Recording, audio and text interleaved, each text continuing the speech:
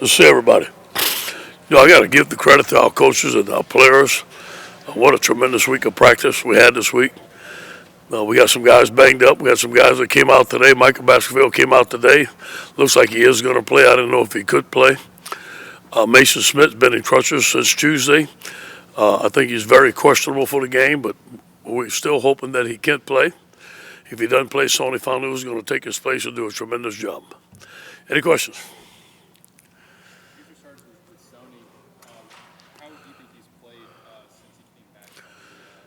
Yeah. Yeah, it means a lot to Sonny. He's an older player. I think Sonny's going to end up being the coach one day. He takes his technique serious. He knows how to get a line. He knows how to play several different positions. Whatever you give him, it's not too hard for him. And he's going to seize this opportunity. If he has an opportunity to play instead of Mason, I think he's going to play very well. Defensively, you guys really seem to be at your best when you're forcing turnovers and getting sacks and all that stuff. I mean, just for a game like this, you think that's going to play a huge factor? Yeah, we're going to have to find a way to do that, no question. We just can't sit there, and we're going to have to pick and choose our times, and hopefully that we can mix up our stuff enough that we can get to the quarterback, that we can get some picks. Winning the turnover battle is going to be key, especially on the road. With so many guys, I guess, down in the secondary, who are a few players you guys are hoping to step up in some of those situations? Cam, I'm looking for Cam Lewis to have a great game. I'm looking for Darren Evans to play well. Ray Darius Jones will have to play well. Dwight has been playing outstanding. Jay Ward is one of our best players. He's healthy. So we have to go with those guys, and hopefully Todd Harris can give us some snaps. Hopefully we get a couple of snaps and rotate those guys and keep them fresh. Last year, when Neil Farrell decided to opt out, it was obviously his grandmother. Yeah. He said he kind of came to you to talk to you about it. They're so close to his grandmother. What was, I don't know, was he sort of maybe scared that day for her or something? How important was it for him to try Yeah. to come see you? It was kind of an emotional time for everybody. Guys were leaving and stuff like that. But I recruited Neil. He's very close to his family. He felt that he had to be there for his grandmother, and so I honored that. But I told him, if you want to come back, we can't wait for you to come back. And boys, he's playing his best football, and I'm so happy for him.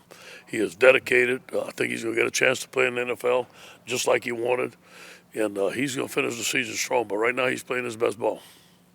I know we asked you this probably at the beginning of the week, but Armani and Coventry back in the fold for you guys. Yeah. How did they look in practice this week? What their roles? Omani looks fantastic, just like he always been. I don't think Cavatre is going to be able to play. He has a lingering injury. He isn't full speed yet. But Omani is, and Corey is, and Tyron is, and Josh is. We should be in good shape. You mentioned how dynamic Armani is as an outside runner. Is that something you guys are hoping to kind of get going, I guess? Well, obviously we got to run inside and outside on these guys. We just can't run one play. We got to be able to get outside and use the speed and give them the ball and throw them the football and put the ball in our playmakers' hands and let them make plays. Is this like the healthiest your offensive line has been all season? Yes. What did you see from them this practice? Continuity.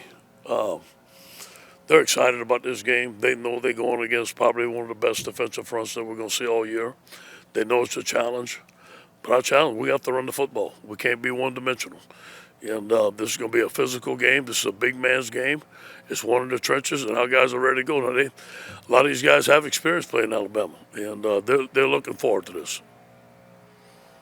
How important is this to have this running back committee run as a group as opposed to just giving it all one time? Well, we can do different things, obviously, and work those different skill sets. But also, you get in the SEC, you get this time of year, you run 30 times a game, you're going to get banged up. And we got to keep these guys healthy and fresh.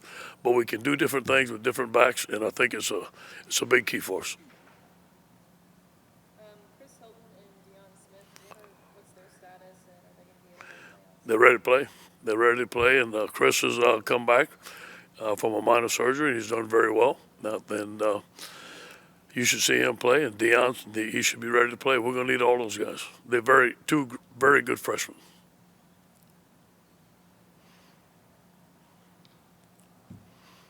Anybody else? With Neil, I think it was Ed Ingram who mentioned that he's really good at using a lineman's weight against them. How unique is that for a defensive lineman, or is that kind of just? Yeah, I think it's a feel on Neil's part. Neil's very good with his hips and his hands and controlling blockers. but he has a nose for the football. And, he'll get him going one way and shake him the other way because he's very strong. And he has a lot of power. But he does have a feel for that.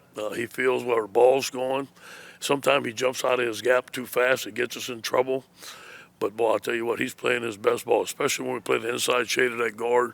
He's done a great job all year. I think Ed actually told me going into this game, he's like, even Alabama, nobody's Superman. What have you been trying to preach to this team going into this week? Obviously, not the favorite going into the game. Yeah. We look at some teams that they played. We look at some games that they played and some teams that we played. And look at the Florida game. Florida, we can move the ball on them, and we move the ball on Florida. I just want to be positive. I want to give them a shot that, we can go in there. I want these guys to believe that we can play with them. Are they a good team? Yeah. Are they one of the best teams in the country? Yeah. But you know what? We know at LSU that you got to go through Alabama to do anything. We get that. And they've done a great job. He's got a great program, but we're up for the challenge. What are the keys to contending in this game and really giving them a fight? Turnovers, number one. We can't go on the road and turn over the ball. They're +7, we're +3. We're not going to catch them. We're not going to catch up to them. We just got to beat them in the turnover battle this game. We have to be able to run the football. We have to be able to stop the run and tackle, win third down. When you get in the red zone, these guys, you got to score points. Field goals are not going to cut it. What have you seen from Max after the outing he had at Ole Miss? Yeah. Situation? What have you seen from him? Same old Matt, determined. He was a little beat up. Now he's fresh, ready to go. He likes the big games, and him and Garrett push each other. They're great teammates. They push each other. They're coaching each other. They've had a great week of practice. On November 6th, 1993, LSU win, Tuscaloosa 4-touchdown underdog, upset them. They were number 3 in the country. Have you talked about that this week to your team? I'm gonna surprise them tomorrow night. No, tomorrow night we have like a little fire up video, motivational video, and that's on there.